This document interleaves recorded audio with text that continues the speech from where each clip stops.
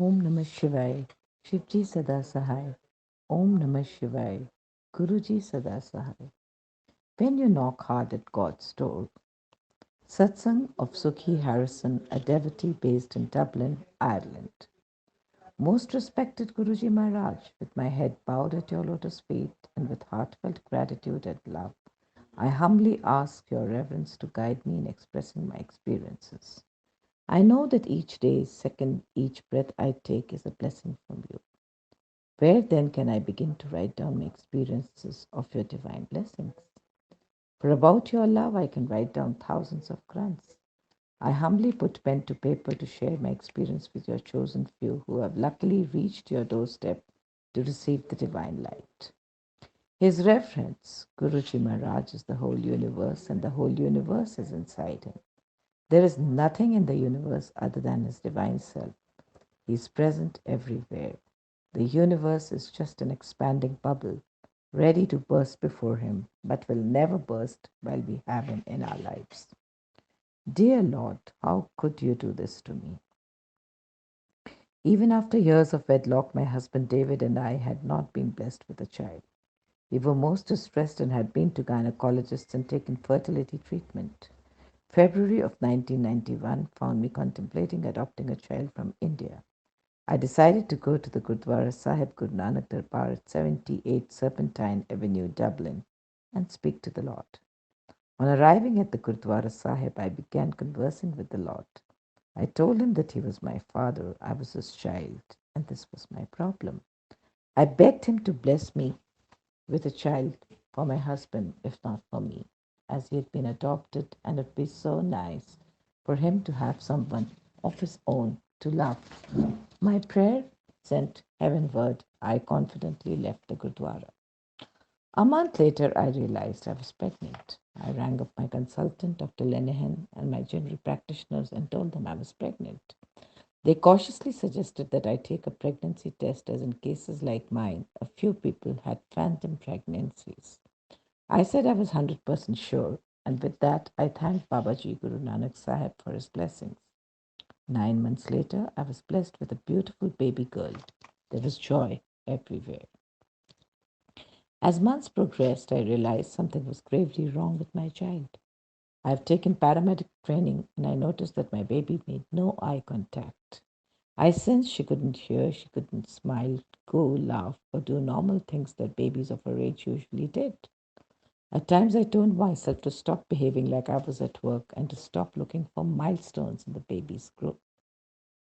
I heard myself saying, "You are a mother. This is your child. Stop looking for trouble. You are not at a hospital or intensive care duty."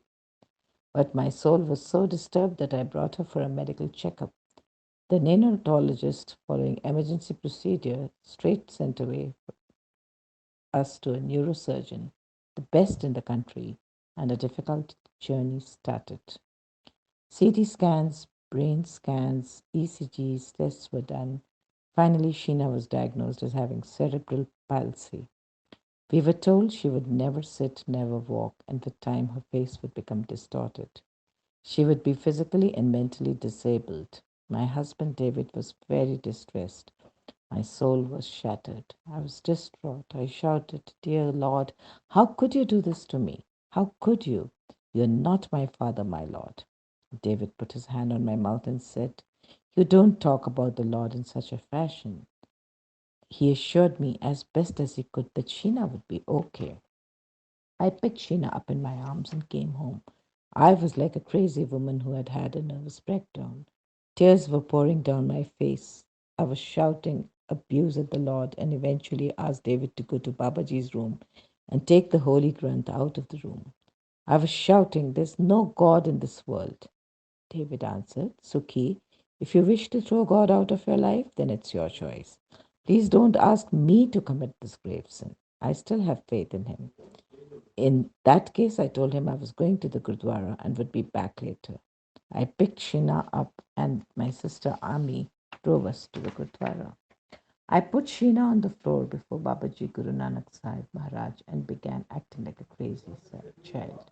I complained to the good God. "You said you were my father. You love me, protect me, and care for me. Is this what you call caring?" You blessed me with the most beautiful child, and you took away the most essential part of her mechanism, her brain. How could you do this? I was weeping bitterly. The priest thought I was going mad. I then said, Dear God, O Akal Purakh, I have loved you all my life. If you really exist, you have to give me a sign that you hear me. If you don't, I will never love you again. You will become non existent for me. I will love this child, care for her, and do the best for her, but never love you again. I had just said so when Sheena suddenly lifted her hand and slapped me on the face. Up to this point, Sheena's arms were so spastic that they were always stuck close to her chest. I had to give her physiotherapy 3 times daily to stretch her arms, as she could not do so herself. I was excited. I knew God spoke to me. I fell flat at his feet, asked for his forgiveness, and asked the priest to take out a bark, the gospel word from the Granth Sahib. The gospel's message was that with time everything would be okay. So I picked Sheena up, thanked the Lord, and went home. I began to pray to Guru Nanak Dev Ji, the Akal Purakh, the transcendent being, to ask him to heal Sheena such that she may be able to crawl from her bedroom to ours and point at her mouth and tummy if she was hungry, or to point at any area which pained her. These were my wishes, as I felt she was mentally retarded and maybe God would give us these blessings. David prayed to the Lord for help and to ensure that Sheena would be fine. He had strong faith throughout the ordeal. Unbelievably, Sheena was walking. My sister, a pediatrician, came over from England to explain to David the seriousness of her daughter's problems. She said that Sheena would have physical disabilities and her face would distort with time. She asked David to come to terms with the situation. He was greatly upset, but throughout all this felt that everything would be all right with God's help. But he was depressed with what he was being told. It was at this point that my actual journey, my spiritual journey with the Lord began. I took the Gospel's word to heart and I said I must offer prayer at the holy hour, the Amrit Vela. I used to secretly and quietly get up at around 2 a.m., crawl on the floor on my hands and knees, slip into the bathroom, wash my face, my hands and feet, and then pray to the Lord. I'd say that I came to him with a clean soul since I had bathed the noise would have if I had bathed, the noise would have woken my husband and he would have been cross and then my prayers would fail. I would then go to his room, pray and come back and get into bed before he woke. This went on for 18 months. During this period, Sheena continued with physiotherapy, occupational therapy, speech therapy, etc. We even began thinking of having wheelchairs and installing lifts in our home. One evening, I was offering Rehras Sahib Path to Babaji, and my sister Amarjit was attending to Sheena downstairs. Suddenly, I heard Amarjit shouting, Sukhi, Sheena has started walking. I didn't comprehend what she was saying and was annoyed with her and said to myself, she shouldn't disturb me while I'm doing part. On completing it, I went downstairs to see Sheena before my eyes, running from one chair to another. A miracle had happened, one that was scientifically impossible. She was glowing with a big smile. David came home from work, and all three of us fell to the ground. We could not believe what was happening. She was walking. We asked her to do it again and again. We cried with joy. God had answered our prayers. We went to the temple and thanked God. I had salvaged a permanent legacy of inspiration to seek God's help for my child. From that day on, I lit a jyot in Babaji's room and prayed that Babaji would give me darshan through this jyot. This was a light of my love for him. My daughter has called me in Ireland. Life went by. Then in March 1995, my mother fell ill. She was bleeding profusely, and the doctor said she had a growth in her uterus and needed a hysterectomy. As I was a paramedic, my mother requested I come to India to help her. I hadn't told her of the gravity of Sheena's illness. Also, David had just lost his job.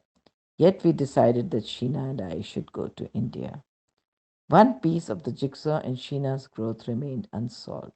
She was progressing, but she could not speak despite receiving speech therapy and would not eat regular food. As a result, she was on a special diet. So I had to make sure that during my stay in India, I would have enough of this food for her. This meant taking extra luggage for our trip. We arrived at the airport with excess luggage, well over our allowance. The steward behind the check in counter was insisting we pay excess charges. We couldn't afford it. I became very upset. My soul wept and I said, Dear Lord, do something. There my mom is ill, here my child is ill, there is no money. What do I do?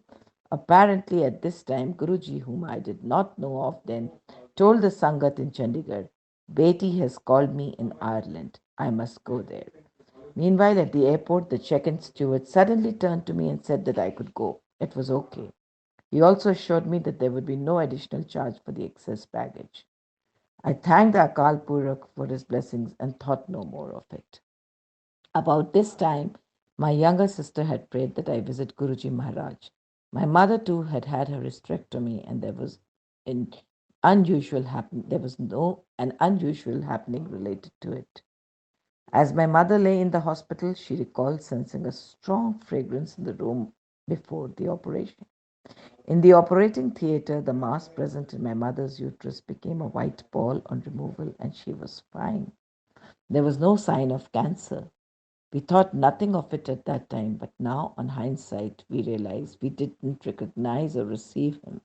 By this I mean receive him in our soul.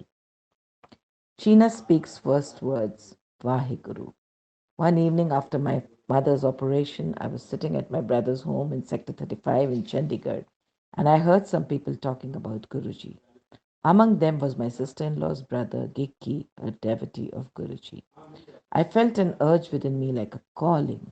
I asked if I could go and visit Guruji. My family was surprised as I never went to Pandits, Pujaris, saints, and holy men. I followed the teachings of Guru Nanak, and he says that one should not go to such places. My family said, Sukhi, we never asked you, as you didn't believe in these things. That evening, I went, very curious, to Guruji. As I got out of the car, Guruji told the Sangat, Beti, I hear. My daughter has come. Remember the girl I told you about? I entered Guruji's darbar temple and bowed at his lotus feet. He gave me divine prasad, communion, and asked me to sit down. He got up and sat down beside me and began to tell me about my ailments, operations that I had gone through, my home back in Ireland, and how it was decorated, the contents of each room, the toys, cutlery, dinner sets, in extremely fine detail. I was shocked. Still, Guruji said, Here she is, black and white. Everything must add up in her life. 1 plus 1 is equal to 2. 1 plus 1 can never be 3. I have to show and prove a lot to her. A woman sitting beside me turned around and said, Guruji told us you knocked so hard at God's door that you got your daughter healed. She has a new life. You have Guruji to thank for this. I was shocked and confused as this was a secret between the Lord and me. How did Guruji know this? I gazed at him, and first I queried this happening, and then I broke out in a flood of tears. As no soul or even a divine person knew the secret between God and me, that I woke up at the holy hour to offer prayers for the health of my daughter. I asked Guruji mentally, Who are you? Are you who I think you are? A blinding light enveloped my body and the entire room. I fell at his feet and cried, Are you who I think you are? Over and over again. And then I said, O omnipresent Master, I thank you for healing my child. He smiled so beautifully. Suddenly, the joy of God communion was revealed in his wonderful smile. His eyes were half opened to denote a nominal interest in the outer world and half closed in inner absorption on his own state. Then I excused myself and sat right at the back of the congregation to observe what was happening. I asked people around me to narrate their experiences and talk about their guru. From what I observed and what my maternal grandfather and the holy books had told me, what the Guru Granth Sahib had taught me was being verbally communicated. I said that as per my observation, Guruji is very much like Guru Nanak. As I said this, Guruji called me forward and said, Sukhi, you will never forget this coming Baisakhi. To me, Baisakhi only meant the harvest season. I could smell a great fragrance of roses and lavender around Guruji. People asked me to smell Guruji's feet and hands. They were oozing with the fragrance of roses. I touched his feet and my hands were full of his fragrance. This left me confused. Guruji turned around to me and then said, Beti, this is Amrit. At the same time, he was healing people around me, and I could see this happening. And every time he healed a person, he would smile. At the end of the night, I bowed my head at his lotus feet. And as I lifted my head and gazed soulfully in his eyes, two rays of light hit me. They were full of stars. I realized who he was. As a child, I always thought the Lord would come to me as rays of light and would reach me through his eyes, and they would be full of stars. As I was leaving for home, Guruji asked me to bring Sheena the next day. I said it would be difficult as she would not eat. I was also afraid that people would stare at her, but said I would do as instructed. The next day I brought Sheena to Guruji. As we approached the divine entrance to Guruji's mandir at Sector 33, Sheena left my hand and ran towards Guruji. She bowed at his lotus feet and said, Vahe Guru. My child spoke for the first time. Tears choked me up. Then Guruji asked me to take Sheena to have langar. I took her to the langar hall and put a very tiny piece of chapati in her mouth, which she was unable to consume. Then we returned to Guruji. He said, Did she eat anything? I said she hadn't. He said, You put a small piece in her mouth. Since that day, my daughter hasn't looked back. The last piece of the jigsaw came in place at the Lord's doorstep. An unimaginable Baisakhi harvest. Every day from then on, in the early hours of the morning, Guruji would go to the Sukna lake for a walk. As he set foot out of his car, all around, as far away as you could see, peacocks would sing at the top of their voices. Guruji would be walking beside the lake, and as he moved, his feet would not touch the ground. On Baisakhi morning, Guruji took me and a few others in his car as Guru Savari. Suddenly, the surroundings changed. Guruji said, Sukhi, look who has come. Sukhi, look who has come. I looked ahead through the windscreen. There was Guru Nanak Dev Ji and Shivji. I looked again and shook myself to make sure Guruji had not put a spell on me. I know what I saw with Guruji that day. I thank Guru Nanak Dev Ji for giving me darshan, and most of all, my child's new life. I never dreamt that my wish of having the darshan of Babaji through my jyot of love would be a reality in this birth. Ecstatic with joy and love, I wanted to tell everyone about Guruji and have been doing so. And I hope those who read this will understand and ask themselves, who is this? Who is Guruji? He is God Almighty, and He came to save us. That evening, there was a Baisakhi function, and Guruji asked a few congregation members about my whereabouts. I was at home. I could not find the strength in my soul to face him after realizing who he was. Eventually, I was called, and when I arrived, I was bestowed with so much love. I wanted to look into the soul of dear Lord God. The day after Baisakhi, Guruji said to me, Ask for a blessing for yourself. I answered, What else could I wish for? You have given me everything. I have been so weak to recognize you. Eventually, I asked him to heal my sister Amarjit, suffering from severe arthritis. Amarjit was finding it difficult to work because of the pain and was taking medication and gold injections on her wrists. Guruji told me to bring her photo. He predicted she would ring me up and that I must tell her to throw away all her medicines. He said she's fine. Sure enough, the sequence of events revealed that my sister was cured sitting in Ireland, healed by Guruji in India. She came the following year to see Guruji and thanked him. Another incident took place. Guruji told me my husband would ring me the next day. I should tell him that the fridge at our home in Ireland had broken down and the food was rotting. David called me, and when I told him that Guruji had said about the fridge, He joked and said he was at home and everything was fine. On returning to Ireland, I found that the freezer in the basement of the house was indeed broken and all the food had turned rotten. The Song of the Peacock. The time approached when I had to return home to Ireland. I was to be separated from my guru. He told me he would communicate with me by telepathy. I was sad. I didn't understand what he meant. In due course, I was to realize that he did communicate with me by telepathy. I wasn't allowed to communicate verbally with him. When I questioned him, he would answer. On the day of my departure from Chandigarh, we went for our usual walk at 2 a.m. Not a single peacock sang as we walked by the lake in dead silence. At the end of the walk, I looked at Guruji and asked in my heart, "What about my answer?" A single peacock suddenly sang. Guruji smiled at me. In ignorance, I departed for Dublin. I missed Guruji gravely. Next morning, back in Dublin, I went to offer prayers, and there it was, my answer. A peacock perched on the windowsill, singing.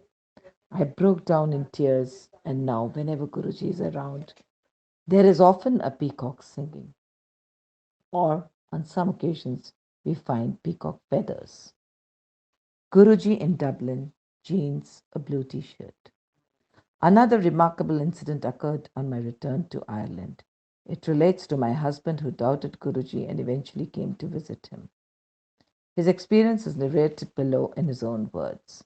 Quote, Autumn of 1995, I had joined a company to start a sales division selling a new development in IT equipment. As the technology was new and relatively expensive, I knew it would be slow to build sales revenues, but should succeed. On this particular day, I had visited a prospective client's company in the center of Dublin and presented the product. The customer was interested in purchasing but would not commit to the sale at that time. As I left the customer, I drove over a bridge and was surprised to see Guruji walking on the pavement wearing dark denim jeans and a light blue t shirt. I was so surprised. I quickly turned the car and went back to greet him. He was not to be found. He had disappeared. I went home and told Sukhi what had happened, that Guruji had visited Dublin. That made me confident that this sale would be successful. Some weeks later, the sale was duly completed. It was the first sale of the company. Several months afterwards, David fell ill. He was taken to the hospital with chest pain and a suspected heart condition. The initial ECG revealed that there had been a cardiac activity suggesting a heart attack. I had worked previously in intensive care and was very worried by the developments. I called upon Guruji to help David and me and gave David a blessed pendant of Guruji. They kept David in for further tests, and as he lay in the accident and emergency unit, he smelled the fragrance of roses, became drowsy, and fell asleep. During this time, I rang up Guruji. When I dialed the number, Guruji answered himself. He said, "My dear child, I have already been with David. Do not worry, everything is okay." I returned to David's bedside. He woke up later, felt better, and said that the pain had gone. He told me of the fragrance and said he thought Guruji had come to him. They ran further tests on him and could find no sign of a medical or heart problem. The ECG had returned to normal and he was discharged. He was later requested to undergo a stress test exercise ECG, which he passed. The medical team said he had the heart of a man many years his junior. I was overwhelmed. I was still learning about the Lord. We humans are so weak and frail that we shatter so quickly. Every word that comes out of the Lord's mouth is like gold dust and should not be taken lightly, as it is the gospel truth. My father's presence. Once, everybody in Guruji's Sangat received a silver coin with Baba Nanak's picture on one side and Guruji's charan on the other. While this happened in India, at the same time I received one in Ireland. At times when I prayed, I received prasad mystery from his photograph and sometimes flowers, red roses. On one particular occasion, my sister Amarjit sat in Guruji's room, looked at his photograph, and challenged Guruji. Why Sukhi? Why not me? Suddenly, his eyes moved in the photograph. She became hysterical and rushed down to me, weeping profusely, saying how sorry she was to have challenged Guruji. Then, once we found ourselves driving late at night. We had to travel a long distance by car, and our petrol tank was almost empty. We feared we would run out of petrol within half an hour. When we reached the petrol station after an hour's drive, we found it was closed. We had no option but to keep driving. An hour later, we reached home without filling any petrol. We had driven for over 2 hours and reached our destination on a near empty fuel tank with the help of Guruji. I also learned that through Guruji, I also learned through Guruji how Guru Nanak and Lord Shiva were related. I learned how on Shivratri Guru Nanak Dev Ji used to go to a Lord Shiva temple, sit on a hill, and listen to Shivji. My life was changed in search of the true love of God. He has helped me through my most difficult times. He has given me divine life, strength, protection, inspiration, the will to carry on living and to search for His divine spirit. I strive to be a good human so I may stay close to His feet. I pray with my heart and soul that He keeps me close to His lotus feet and pray for His long life so that He may continue to heal and cleanse others' souls. He is our Savior. He is helping us with our karma. Every moment of my life is filled with new experiences of Guruji. I could go on writing and sharing experiences with everybody. I pray that all of you search your souls to see and recognize Guruji in your lives and happenings. How blessed we all are under His umbrella. I ask His reverence for forgiveness for my shortcomings during my narration of my experiences and pray for His love and promise to share my experiences with one and all and spread His word. Dear Lord, keep me near your Sangat and near your lotus feet. Anantam Shukrana Guru Maharaj.